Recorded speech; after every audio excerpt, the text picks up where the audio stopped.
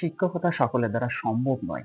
সকলে করতে পারেন না। কারণ শিক্ষকতা করতে গেলে নিজের মনের মধ্যে একটা কনফিডেন্স রাখা দরকার, একটা আত্মবিশ্বাস রাখা দরকার, একটা জেদ রাখা দরকার।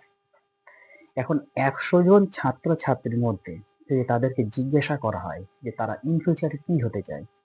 তাহলে কিন্তু তাদের কাছ থেকে অনেকেরই জবাব আসবে যে তাদের মধ্যে কেউ ইঞ্জিনিয়ার হতে চাইবে, তাদের মধ্যে কেউ ডক্টর হতে চাইবে, তাদের মধ্যে কেউ ডিফেন্স লাইনে যাবে, তাদের মধ্যে কেউ বিজনেসম্যান হতে চাইবে। অথচ বর্তমান সমাজে, বর্তমান পরিস্থিতিতে কেউ শিক্ষকতার পেশা বেছে নিতে চান না। কারণ শিক্ষকতা পেশা বেছে নিতে গেলে তাকে অনেক ধরনের আ জিনিস সহ্য করতে হবে।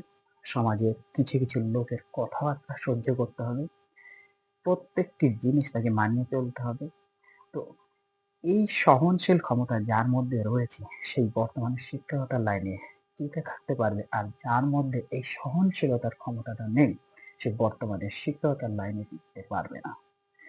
তো আমার মতে আমার যতটুকু বলার আমি বললাম। যারা শিক্ষকতার লাইনে আছেন আপনাদের কি মতামত অবশ্যই একটু আমাকে কমেন্ট বক্সে কমেন্ট করে জানাবেন।